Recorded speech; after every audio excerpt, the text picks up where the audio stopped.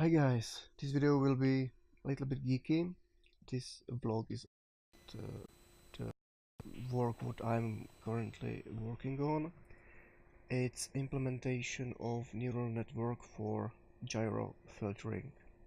I'm using Jupyter notebooks for this quick prototyping, and I will guide you through the work what I've already done and show you the results.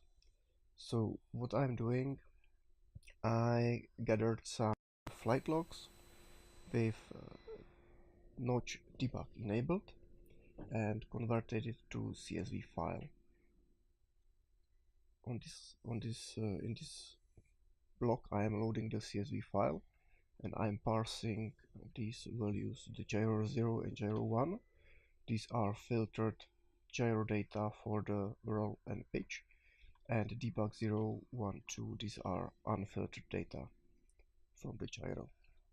Here I am defining my logging logging frequency and sampling delta time. This is specification of my artificial filter cutoff for filtering the data a little bit more than are filtered in the flight controller, and I'm defining some sampling window. The filtration I'm doing by fast Fourier transformation, where I simply cut off the higher frequencies and reconstruct the signal. And this is the part for the fast Fourier filter. If we run this snippet, it will take some time for the calculation and display the graph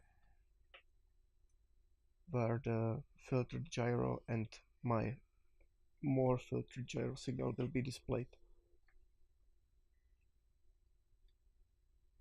So the blue line is filtered gyro data from the black box log, and the orange line is the signal after I applied the fast Fourier filter. As you can see, the signal is pretty smooth. It's not ideal, but for the proof of concept I'm pretty satisfied with this data. So the trace 1 will be taken as output or the training output for the neural network. I'm using standard feed-forward fully connected neural network. I'm taking the sample window of 8 samples and using the linear activation for the network and dense connections, so that each neuron is connected to every other neuron in the next layer. Loss function, I'm using the mean square error, so it's basically the difference between the predicted state from the neural network and the output data squared. So we can train the model.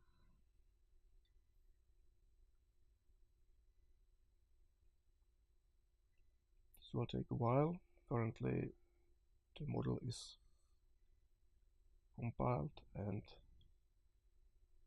here it goes, the training. We can see the loss function. This is the error of the prediction and the real data.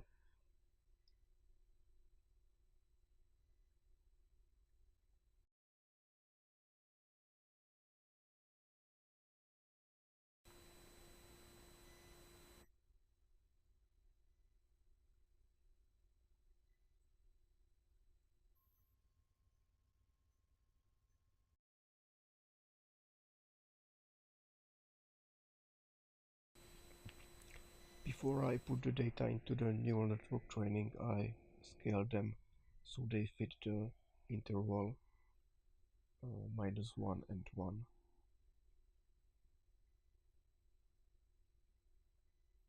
Because as you can see on the previous data, the spread of the values is pretty big and it's not good for the learning.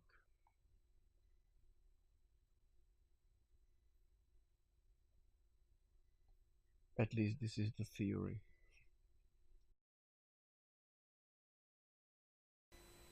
So once the model is trained, we can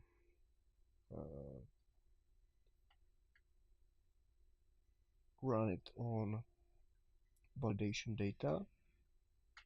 In my case, the validation data are the data from the unfiltered roll XC gyro. So we will generate the predicted values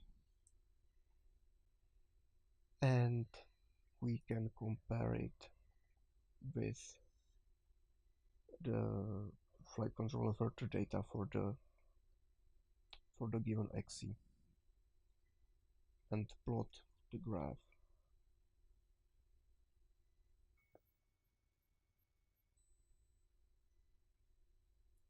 The orange trace is predicted values from the neural network and the blue trace is real data from the real filter data from the flight controller black box log.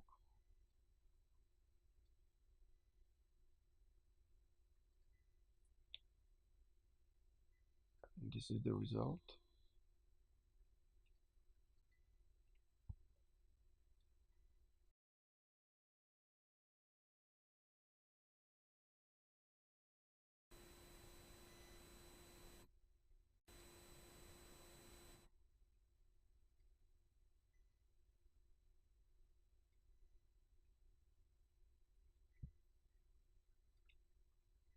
It copies the trend very well, but the filtration is not as good as the current filter cascade, I guess.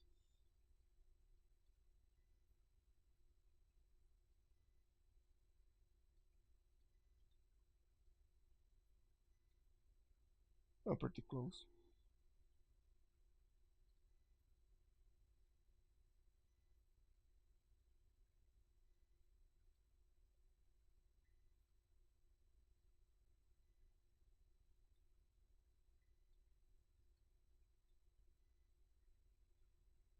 Computation cost of this solution would be the current setting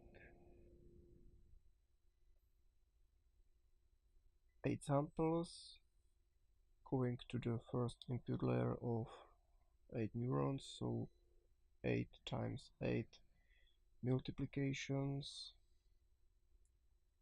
from the 8 neurons to 4 neurons is 32 multiplications, and from 4 to 1 is 4 multiplications, plus some additions and the activation function calculations. So it's pretty computation heavy. And I'm not sure if the current F4 or F7 processors can take the load. What could be the benefit of the neural network is that the network is have a predictive nature, so in theory it can minimize the signal delay after filtration. Also the workflow of using this would be probably flying with some default settings, taking the black box log, uploading the black box log to the computer, run some tool which analyze the data, pre-filter the data as I did, train the network, and then the network will be fed into the flight controller and all filters around will be disabled.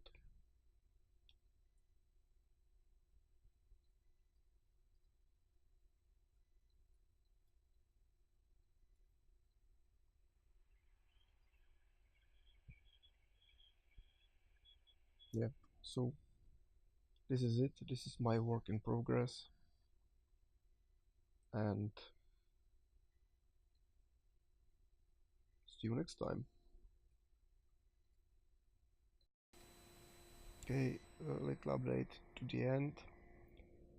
I little bit tuned the parameters of the training, retrained the network, and the result is a little bit better. As you can see, the result is almost identical to the current filter cascade.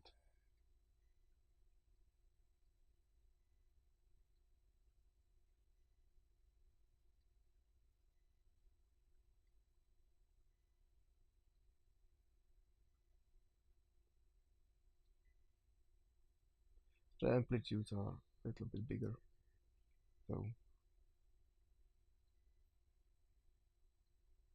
but it's working somehow.